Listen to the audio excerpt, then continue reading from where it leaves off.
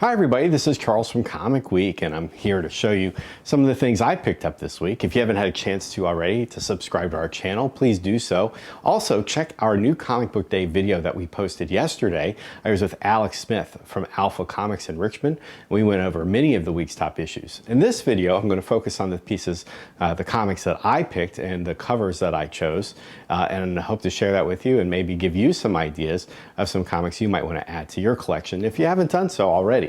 Of course, I don't buy everything. I buy several comics a week. But if there's a series you think that I really missed the boat on, I should check out, please leave that information in the comments field. I do take reader suggestions, and I do like reading a wide variety of things, which is why I buy a lot of indie comics. So let's start and see what I got this week. So first off, I really like this cover. This is from the Harley Quinn Poison Ivy series that is being put out now. This is obviously going to be the Harley Quinn cover.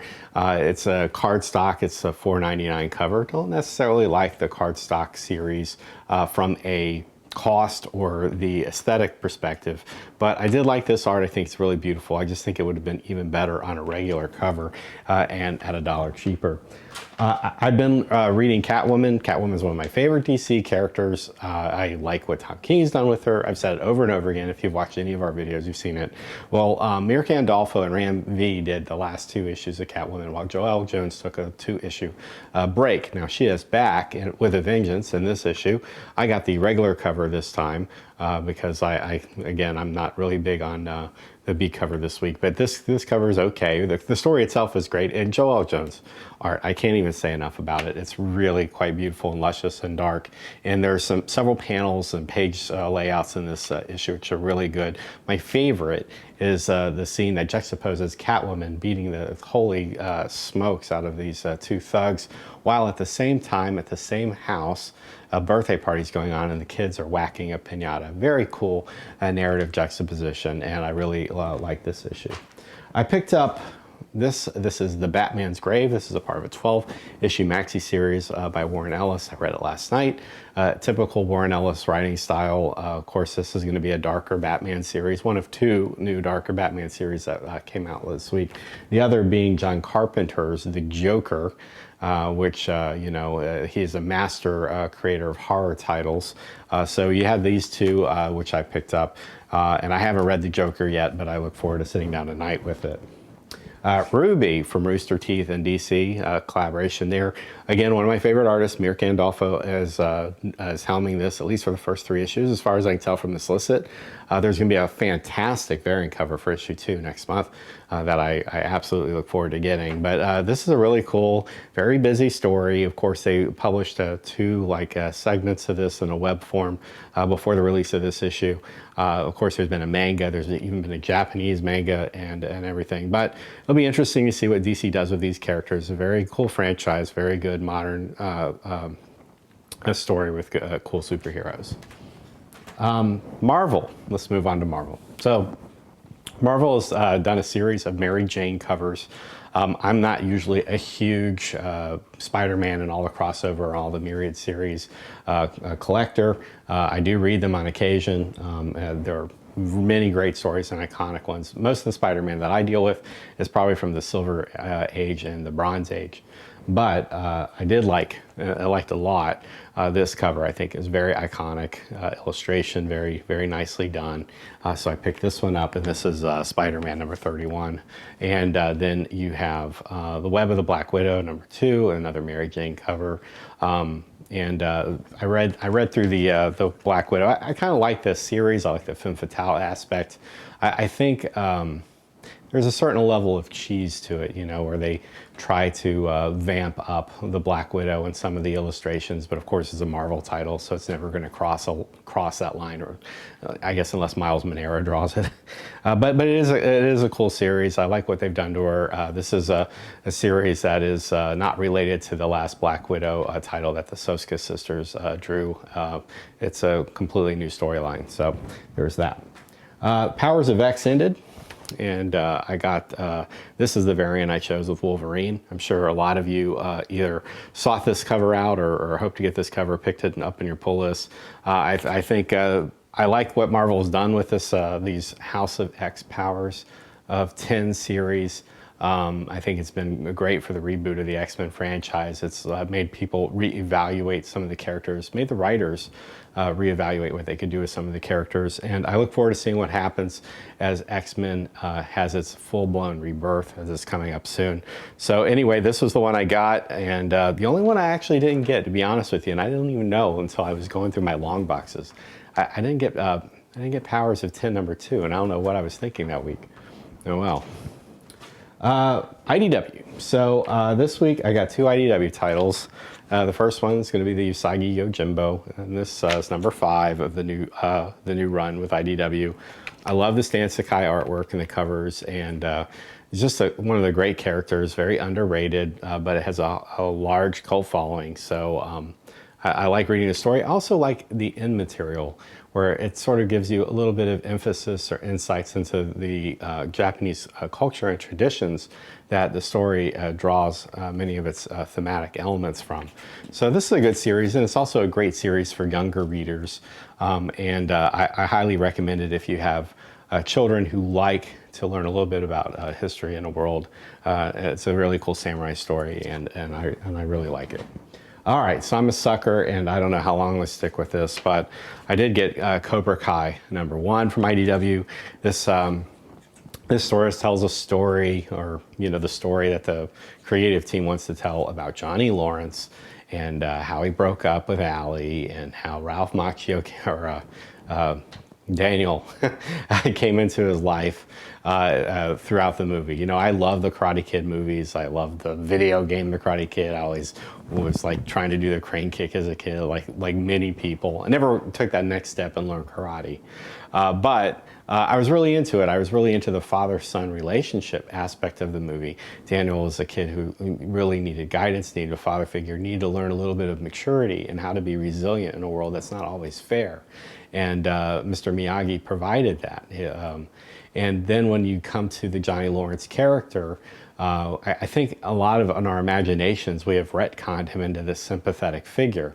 I think that that's a great interpretation of Johnny, however.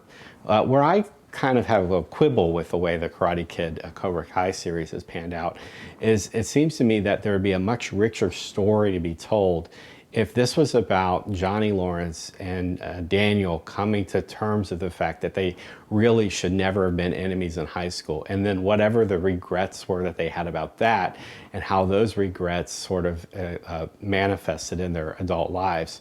Instead, they sort of paint Daniel as sort of a arrogant, sort of a hard to like character as an adult, and Johnny just comes close enough to that line where you get a feeling that you're sympathetic for him, but at the same time he reverts again and again to these sort of tropey villainous traits.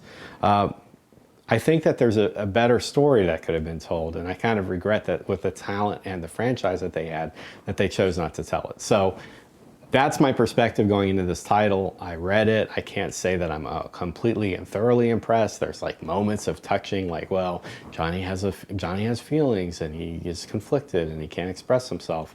But really, it's kind of the same kind of tired thing that I've seen on the Cobra Kai TV show, and that's a shame. But I'll read a few issues to see where it goes. This is supposed to be in the continuity of the official Karate Kid universe, so take that as you will. I haven't read this issue yet. I'm going to hop over to Image for one title. But off of the insanity of the first issue of it, I decided to go in one more time and get Battle Pug. The local comic book shops around here had the 2 covers. This is the one I picked. There's some really zany stuff. I like the fact that they have these like a parody or send-up of My Little Pony type characters in the story. And also at the end, I like that the fans of the series have been sending pictures of their dogs. People with dogs, especially dogs like this, or English bulldogs, tend to be fanatical about their pets. And so it's kind of fun to see people just enjoying the ride. So that's Battle Pug #2. Big fan of Black Hammer. So I made that well known. So I picked up 2 covers. I didn't go all in and get all of them, but I did pick up 2 covers of Black Hammer this week. One of them has a really cool sort of farm scene with Batman sitting there looking lonely and contemplative on the cover, and the other, has one of my favorite characters on it, Golden Gale. So that was good. And then we're 4 issues into Black Hammer Justice League.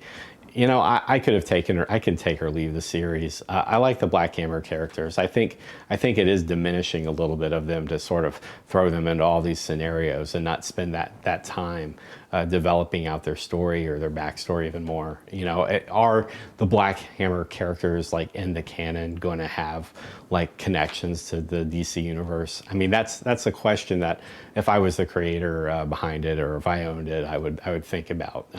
One of the great things about Black Hammer, for the most part, from what I can tell from all the series that have come out, is that they are spun in the same world and they have a very real and believable continuity. So this is kind of a divergence of it. I felt the first issue retold Black Hammer's secret origins in a way that wasn't as good as the original. And of course, I like Dean Ormston's drawing.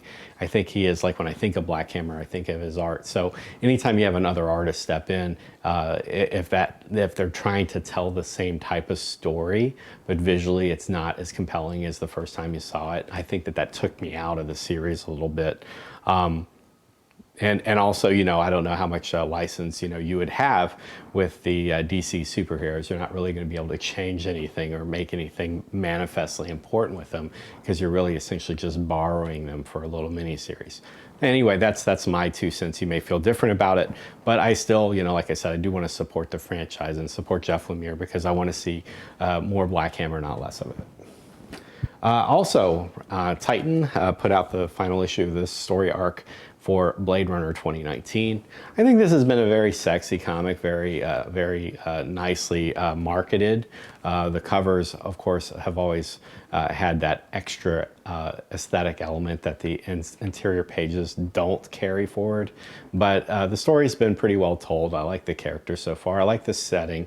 Blade Runner is one of those almost impenetrable types of films, but it's absolutely gorgeous.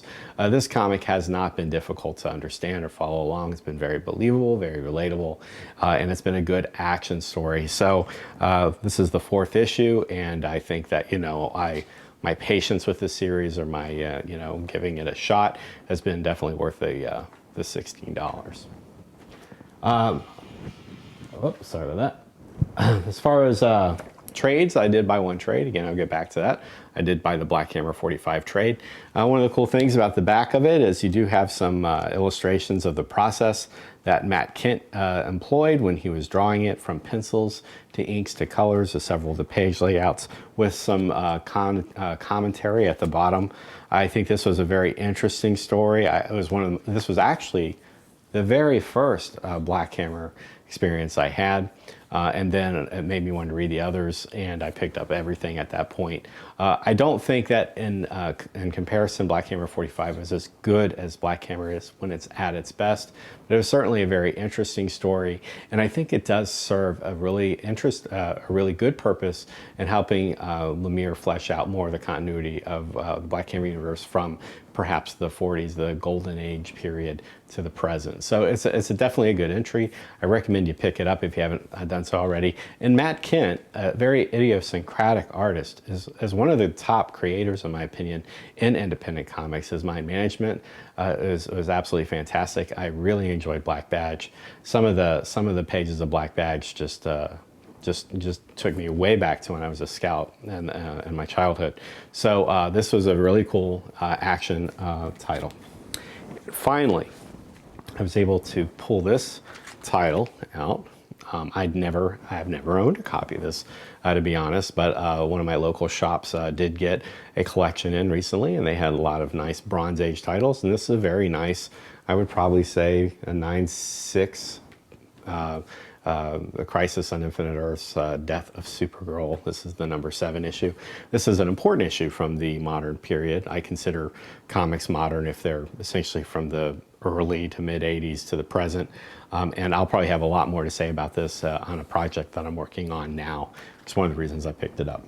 So that does it for my pulls, my picks, my lucky scores this week. What did you get? Did you get any of these titles? Did you read them? Did you like them? Did you hate them? Do you like my opinions about some of these titles? Do you think I'm missing the boat? Let me know in the comments field. I really enjoy the one-on-one interactions that we get and the conversations that we're able to have. I appreciate all of you for supporting Comic Week. Check out our website for some reviews and some news. Of course, subscribe to our channel and join our Facebook page. It's our way of communicating with one another and learning what type of content you want to see. So for the team at Comic Week, I'm Charles Morgan. I'll see you next week. Happy reading.